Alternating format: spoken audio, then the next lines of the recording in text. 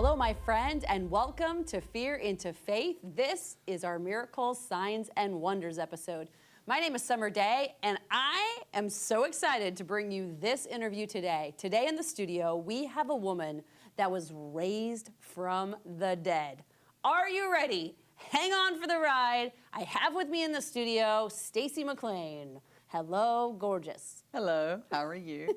I'm fabulous and blessed. How are you? I'm doing wonderful. I cannot wait to unpack this story with you. I mean, there's not a lot of people that I know of that have actually been raised from the dead. So before we go there, let's just find out a little bit about you. Where are you from? Okay. I'm Stacy McClain, and I now live in Palmetto, but I'm originally from the Memphis, Tennessee area. All right. Home of Elvis Presley. Ah, the home of Elvis Presley. Okay, we got an Elvis fan in the house. Absolutely. And I'm involved in the Healing Rooms of Manatee on the ministry team there. I have my own page. It's called His Love Restores Us. I need to do more with it, but I do have a page.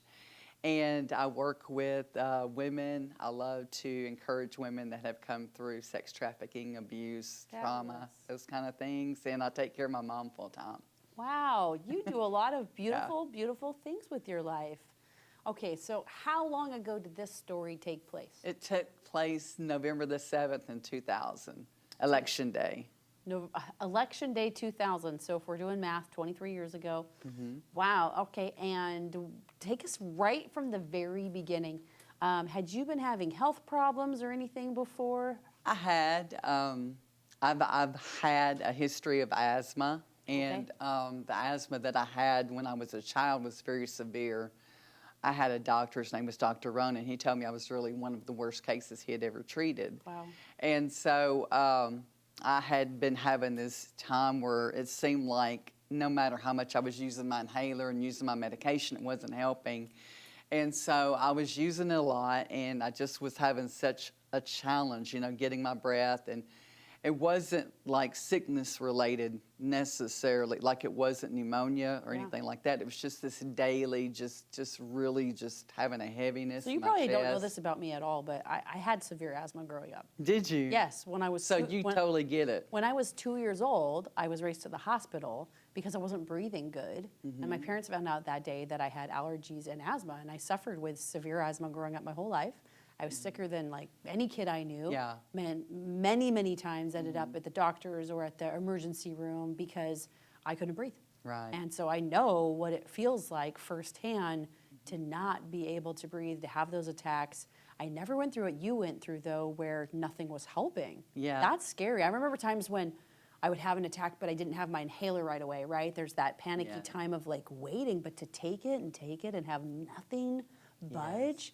It's like the asthma started for me when I was 3 months old. I stopped breathing, Oh, you know. geez, wow. And that's a long story, and we'll tell that another time. But with this experience, like I was So just how old were you when this was happening? I guess I was about 32 because I was 33 whenever it happened. Okay, and so you're starting... I'm 56 now, so it was 23 years ago. Okay. And the medication's not working. What happens next? And so I was in the process of, you know, trying to go to a pulmonologist, and they were doing some other tests because they thought maybe it was related to some other health issues, like I was having some tests, I think, done on my stomach and different things because they were just trying to find out what was causing. They thought it might be an infection down in my stomach. So I was just going through all these different things.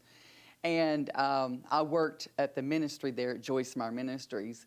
And so I would come in. What did you do at Joyce Meyer Ministries? I worked in the duplicating, well, they called it the warehouse department, but like what we did is like we would assemble, back then it was still cassette tapes, we would assemble the cassette tapes or duplicate the tapes. And for anyone who does not know who Joyce Myers is, just share a little bit about who's Joyce Meyer. Joyce Meyer is one of the most amazing women of our time because she stood up and she went through a lot of trauma herself, but she got up. She got up and she found her purpose, and she's out there and she's helping so many people. She helped me to find my voice. Yeah, she is a powerful woman of God. I was a Baptist girl, and I watched her program on TV. It started coming on in the Memphis area. And then there was a magazine that came out, and at that time I was working part-time for Tri-State Save a Life. It's a crisis pregnancy center. And I just knew in my spirit, I'd been praying, I knew I was going to start working for, I said, the next place I'm going to work is for a full-time ministry. Wow. And so I don't know if you're familiar with Brother Hagin. Mm-mm. He was having Holy Ghost meetings, and he was going to have them in St. Louis. And so our church ran it on video for 2 weeks. Well, during that time, the Lord just laid it on my heart, and I was like, man, I would love to go to that church someday. And I was like, where did that come from? I'm not moving to St. Louis. 6 months later, I got her magazine, and she said that she was hiring. Wow. So I applied, and when I did, you know, they did the phone interview, and then they flew me out there. And I pretty much knew I had the job because they told me to go start looking for apartments. Wow. So I ended up out there. So God just moved. You wanted to work for full-time ministry. Yeah. So Joyce Meyer's ministry is powerful. I mean, she's one of the spiritual generals on this planet. I consider her my spiritual mother. Yeah, she's amazing. I read actually one of the Bibles that I read, the one I think it was last year, was hers. It was her amplified Bible. So yeah, she's an amazing woman. So you're working for her. Okay. And so I just, you know, the warehouse, there's a lot of dust and stuff, right? And so the environment itself was like not as conducive, you know, for the trouble I was having. So anyway, I was going to the, you know, doctor trying to find out what's going on. But I went home one day, and it was like the worst I had had. Just the worst day trying to breathe, you know, like I had some supervisors. Jason was one. Mike Watts was one of them, Rick Parker, and my boss was like Rick Lambert, and they were concerned about me. Yeah. And so they all, you know, they were like just really concerned. And so I went home, and I just was feeling so bad. I went to bed before dark. I told Mom, I said, I talked to her on the night, you know, every night on the phone. I said, I'm going to go to bed. She said, if you don't feel better, you need to go to the emergency room. And that's when I had the dream that I was dialing 911. Okay, so hold on. People don't know that part. So you went to sleep early. You went to sleep before it's dark. And then when you were sleeping, you had a dream. Yeah, I dreamed that I was dialing 911. A dream that you're calling 911. Why? I just had this dream, and then it startled me, and I sat up in the bed, and that's when I had the heart attack. It was after that. Okay, so this is a lot. You have this dream, you're dialing 911, it actually freaks you out, so you wake up out of the dream, and then you have a heart attack. Oh my goodness. And the phone in my bedroom wouldn't work, so what I did is I got down on my hands and knees, and I crawled to the next room, and I dialed on the phone that, you know, didn't have the cord, and I said, you know, they said 911, what's your emergency? I said, I think I'm dying, and I told them my symptoms, and I was sweating, the room was spinning, my arm was hurting like everything. It was just so painful. Did you know it was a heart attack at the time, or they later told you? No, I didn't know what it was. You had no idea. You're just like, I am not okay. Something is really serious here, and I knew I needed help. So, you know, and another thing that was really pertinent, I feel like, to me still being here, is I felt impressed that I needed to go unlock my door to my apartment because you know sometimes there's those few seconds between life and death. Yeah. So something prompted you to go and unlock the door. Did you have to crawl to get to the door? Oh my goodness. Okay, well, we're gonna unpack the next part of the story, but we're gonna take a commercial break. We're gonna be right back. So hang on for the ride. We are gonna get to what happens next right after this. Hello, my friend, and we are back with Stacy McClain, who is a woman who actually was raised from the dead. So we're going to talk about that in just a second. We're going to go back to the part of your story. You're having a heart attack, but you don't know it at the time. You had to crawl to the other room to get to the floor, but something told you, crawl to the front door and unlock it. Wow. And then what happened after that? So I made it back to the couch, and it just seemed like I could hear my heart beating out of my chest. Dum-dum, dum-dum, dum-dum, dum-dum, dum-dum, dum-dum. And then all of a sudden it just seemed like just little waves where the things that were around me started growing dim. It was more, it's like it sounded further away, all the sounds and stuff going on around me. And I remember crying out, I need help, I need help. And the man that lived next door was the sheriff. Wow. He didn't come over until the paramedics got there. But when the paramedics got there, they decided that, you know, that I needed help really quick. Were you still coherent when they got there? Had you I passed was out? barely coherent because the last thing they asked me that I was aware of was they asked me about a phone number. And, you know, because they wanted to be able to get in touch with my parents and let them know what's going on since they didn't live in town. And back then, we still had the caller ID. Now, the thing that's so interesting is 6 weeks before that, I had passed out at work, and my supervisor, Michelle DeCinto, had taken me to the emergency room. And it was from potassium. My potassium levels were low, so they had to give me potassium in my vein. And they also sent me home with taking it. So I'm thinking that all of this, using this medication, was making my heart not beat like it should too. So it was like the medicine that was trying to help me was also the same medicine that was Not actually making me more sick. So the paramedics come. Do they take you in the ambulance? What Yes, happens? they come in, they ask me about the phone number. I tell them to check the caller ID. And like I said, it's pertinent that 6 weeks before I had been. And so my supervisor had taken me to the hospital.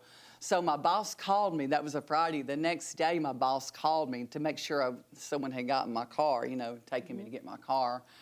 And his number was still on there 6 weeks later. Wow. So instead of touching the side where it's the most recent, they touched the side that was older, the furthest back, but was still left on there. Wow. So His the was the person they first called number. was, okay. So he didn't have the number with him. He had to go up to Joyce Meyer Ministry and get the number. But that's the reason they were able to reach my parents, is because he went back up to the office and got the number. And of course, he stayed in close contact with me until they got there. And so then paramedics take you to the hospital? And the last thing I said I remember is like, I remember them asking me about the phone number. I remember the stretcher going out the door, and that's all I remember until I woke up out of the coma. Now, there were instances. You just throw things out there till I woke up out of the coma, till I had the heart attack. Come on, girlfriend, you gotta slow down a little bit here. Okay, so you're remembering that, you're remembering the stretcher, and then you remember waking up in the hospital. Right. You probably didn't know yet that you had been in a coma. Right. How long were you in a coma for? I was in a coma for 12 days, in the ICU for 16 days, and in the hospital for a total of 23 days. Wow, wow, wow, wow. So you come out of the coma, right? And what are they telling you? What are the doctors telling you, the nurses telling you?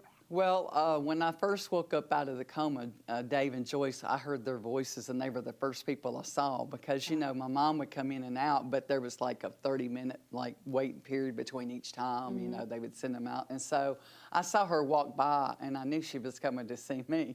And so she was actually the first one in there to pray with me after I woke up, her and Dave. They had just come off the road. Wow. And that was back when they were still doing like more of the meetings, you know, like they shortened them to where they weren't doing like the Saturday night anymore or something in that time. And so they're the first people that get to pray for you. Yes, they were the first ones that got to speak with me and pray for me. And what were you thinking at that time? Like, did you ask how long you'd been out? Did you know yet that it had been such an amount of time? I was so weak. I was in such a weakened condition that it was just all I could do just to even like lift my eyelids to even acknowledge them, but I knew they were there. Wow. And then when did you find out that people had been, I mean, a lot of people had been praying for you? Around the world. Yeah. Yeah. Tell us about that part. So this is the interesting thing too, because I feel like this is really what triggered the miracle happening. Yeah. Because, you know, they went back to the office and they called in, like the division managers. I had a division manager that was over our department. His name was Dan Goodson. And there was another one, and I believe his name was Tim. Now, Tim's the one that saw the 3 angels. He saw 3 angels come through my hospital room. He saw 2 come from the side, and 1 came straight ahead. And he saw angels in your hospital room when you were in a coma? Praying. When he was praying, were they you were in a praying coma over at the my time? case. They were praying over my case. So when you were in a coma, they're praying over you, and they saw angels. Yes, and the third one started breathing right into my lungs, and that's when everything turned around. Wow. They had already told my parents that I wasn't going to make it because whenever they put the tube in, I aspirated, which set up pneumonia in my lung. So I was fighting off pneumonia.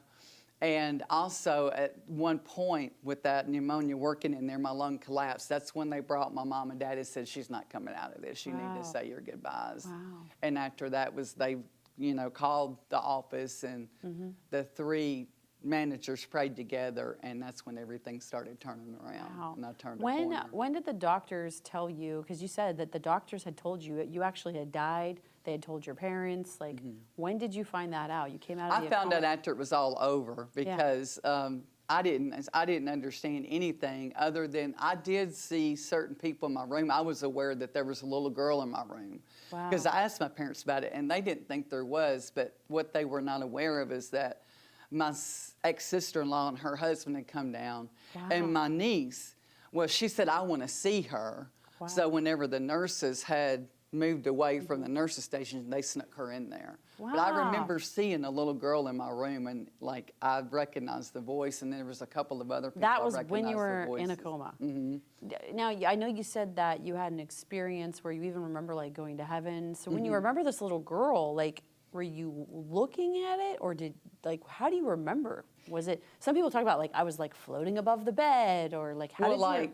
For me, like for her, I actually opened my eyes just enough to see that there was a small figure in the room. It's like, I guess my eyes fluttered because there was a couple of other people I asked later about, Wow. and they had been in my room. Okay. And so it's true that you do continue to hear, and that you are continuing to be aware of what's going on. Wow. Wow. You're very aware, more so than people are aware of.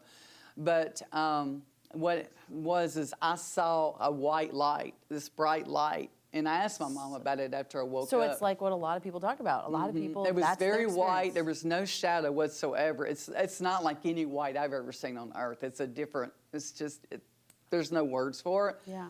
But what the Lord took me back through is like periods of my life where he was with me.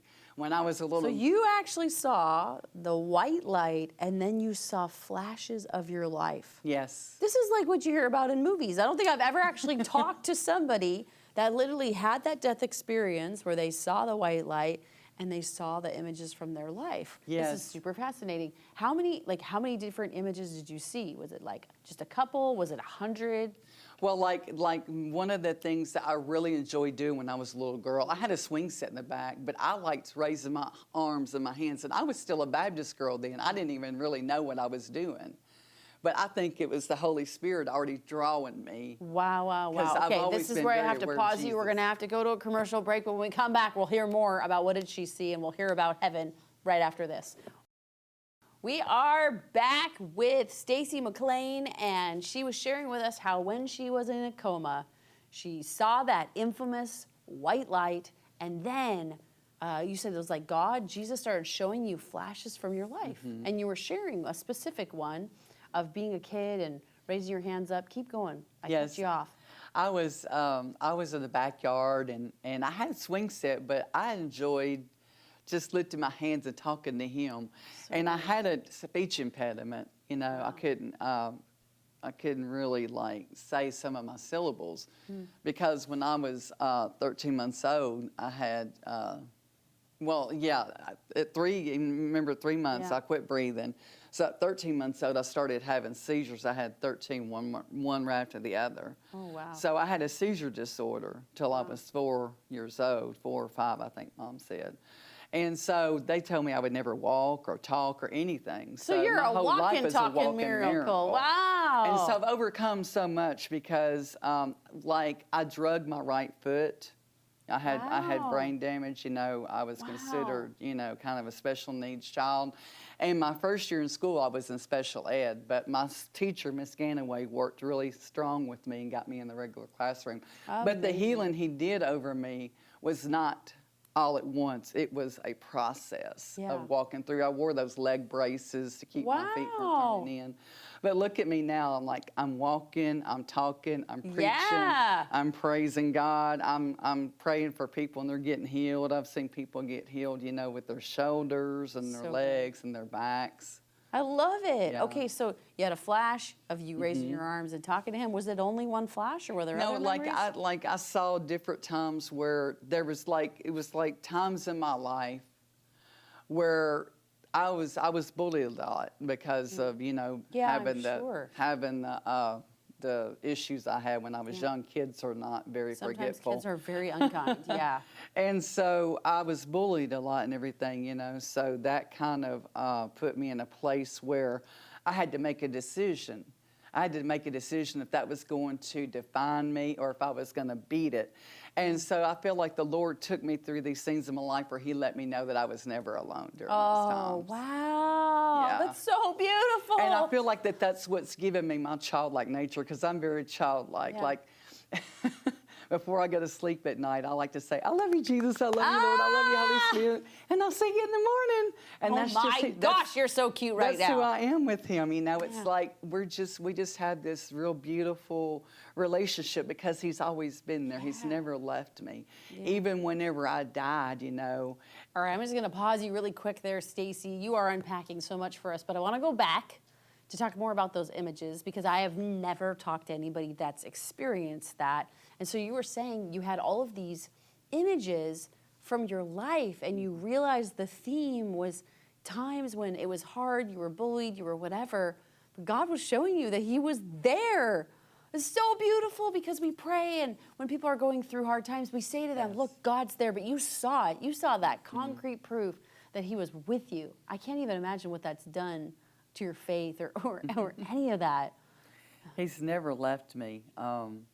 Like the images where He showed me whenever I would dance, He was dancing with me. Or whenever I would have a struggle at school and I would come home and I would go to my room, it showed Him like just hovering over me and praying over me, Jesus praying over me and taking care of me. And one of my favorite things was I loved school, which was crazy because, they made my life miserable, but I loved learning. And I never stood up for myself. I never tried to clap back. I always just prayed for them. Because I told my mom at night, I said, some of these kids must really have a terrible home life. I said, because I said for them to want to be so hurtful to someone that they didn't know me. They didn't spend any time with me. They just made, all these Okay, I want to jump you forward now, back to the hospital. Yes. Came out of the coma, Joyce Myers and them prayed for you. Then you found out that you had died, and you found out that there was countless people from all over the world praying for you. And, and you really believe that's what brought you back, and I think they believed that. They saw the angels over you, all of this stuff. How did you know that there were people all over? Well, there was a lot of people that worked for Joyce Meyer that came from all over the country. People came from all over the world to come work for her ministry. And so those people would then tell people back from their, area of the country, areas of the United States, areas overseas and different things. And she had just so many different outlets where her ministry went around the world. And I also knew of some missionaries because, I've been involved since I was a little girl in church and ministry. Like, I taught my first class when I was 10. So I've been around ministry for a very long time. And so I knew a lot of people across many different ministries. I started out Baptist, and then I got Spirit-filled. How are you feeling when you found out? Like, do you even remember, you said you were just really weak. Do you remember finding out, when did it hit you that you're like, wait a second, I died and people all over the world prayed for me and I saw heaven. We got to talk about that in a second. And God brought me back. Do you remember the moment of realizing that, letting that sink in, that happened to you? Yes, because the moment, there is a moment where you step over. People, sometimes people are afraid to pass on when it comes their time. But I can tell you, it's just like stepping over from one place to another. It was so peaceful. Wow. The transition was so peaceful. It was so beautiful. So this was when you went to heaven. And I got to see the flowers, and there's colors there that aren't here. There's colors, and everything in heaven sounds like angels continually just making music and making melody to the Lord. And it was just incredible because there's just something there that words can't utter when you come back. You can try to tell people, but there's really no way to describe it. But I do know that it made me see everything in this world so differently because I thought, you know, it's just the thing I think I brought from it the most is the things that bother most people don't bother me anymore because they're not eternal. Yeah. I don't care. Like if someone doesn't, you know, if someone doesn't like someone I'm like, or if someone, you know, doesn't like something about me, it doesn't bother me because I'm like, I've already seen something that's so much more beautiful and so much deeper than that. And so it gave me the ability to see life through something that's so much deeper than the things that divide us, you know? So good. And so there's a way to see beauty in everything. There's a way to see beauty in things that have hurt us so much. Yeah. Because we see what he was prepared for us. When you see what he's prepared for us on the other side, it makes all this silly stuff down here seem like nothing. So good. I wish we could bottle up how you felt, what you saw, and just get that all over everybody. It's so beautiful. Yes, it's like there's this deeper realm. There's this beautiful heavenly realm, and he's just waiting for us to be with him there, and he's waiting for us to get that on the inside of us so much deeper than this earthly natural realm around us, because that's what he wants to release to people. That's what he wants to bring to earth is heaven, and it's going to come through us. So good, so good. I hope a lot of people watch this and are rocked by your testimony. I'm so grateful that you're here.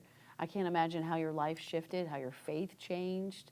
I mean, did it change the people around you too, to see what happened to you? I believe that there were some people that were deeply impacted, because there were people that I went to school with and stuff that found out about it. And, you know, there were many of them that, you know, talked to my parents because they still lived in the town I grew up in. I love it. moved So away. even people that you hadn't heard from for a while heard about your story. They were moved by it.